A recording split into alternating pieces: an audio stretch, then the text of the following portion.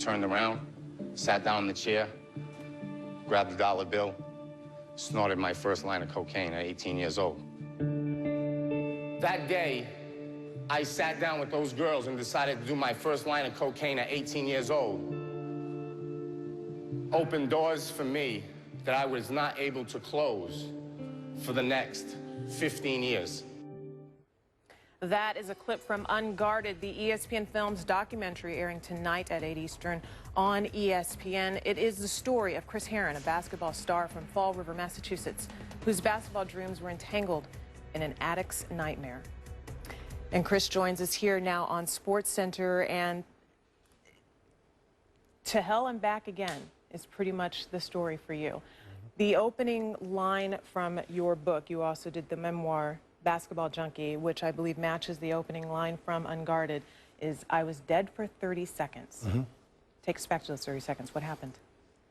It was just another day for me, living in that world of addiction. You know, I had put my kids on the school bus and drove to Fall River and pulled over on the side of a road and shot the heroin. And I was found 3 miles down the road.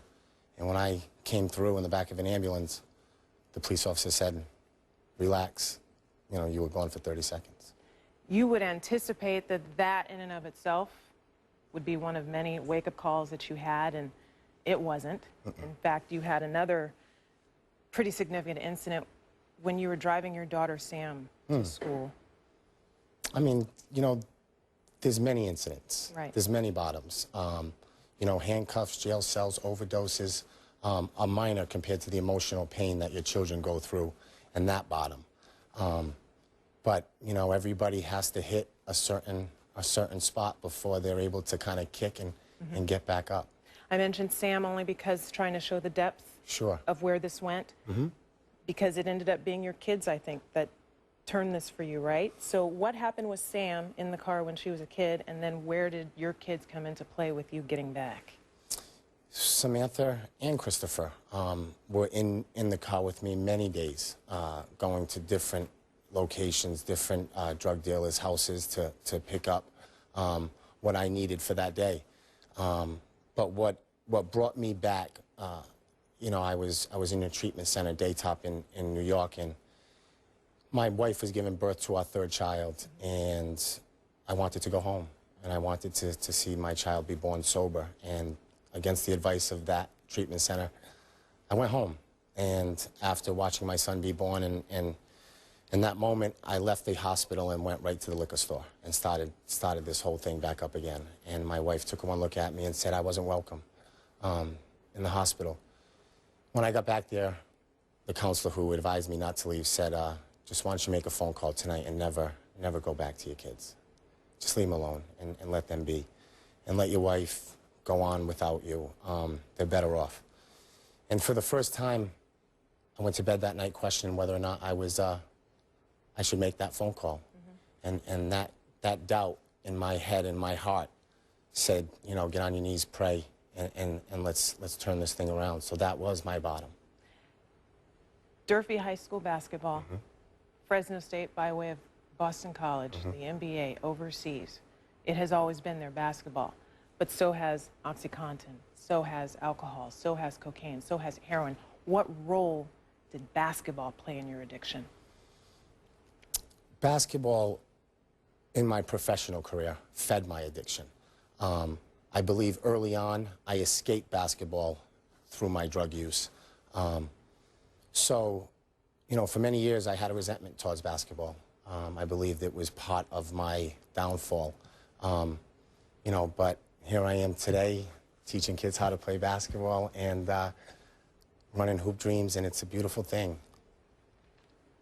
Basketball now a part of what's good. No doubt. For you. Yeah. You're talking to kids now. You're teaching kids basketball, but you're talking to high school students as well. Yes. And you tell them what happened. You look into those faces, into those stands, into those bleachers. What are you seeing from those faces as you reveal this story to them? You know, I think that, well, it's a look of shock because they see this guy standing in front of them healthy and 36 years old and would have never think that he was in a life of heroin. You know, but the silver lining in this story, when it pertains to basketball is that my Boston Celtics career, my NBA career, gives me an opportunity to grab kids' attention and bring them in. And they seem to listen when I'm introduced as a former NBA basketball player. And if that can kind of sit them up in their seat and say, well, I'll pay attention for this assembly, that's good enough for me. Today's November 1st, 2011. Where are you in your fight? 3 years and 3 months. Number 33, Larry Bird, no doubt. There you right? go. How cool is that? How does that feel? It's beautiful. Every day is beautiful. You know, the easy thing for me to do was to never look back. People say, why are you doing this? And I think that the easy road would be to never look back and never acknowledge what I went through. But I think that would be doing a disservice to the people who are struggling, like I struggled. And if some kid can watch this tonight and sit down with their parents and say, I need to start making better decisions in my life, what's better than that? It's better than any trophy or any basketball I ever bounced. Well, I'm certainly glad you're back. No doubt. Thank you. The documentary is Unguarded. Again, you can see that tonight on ESPN at 8 Eastern. Thanks, Chris. Thanks, Reisch.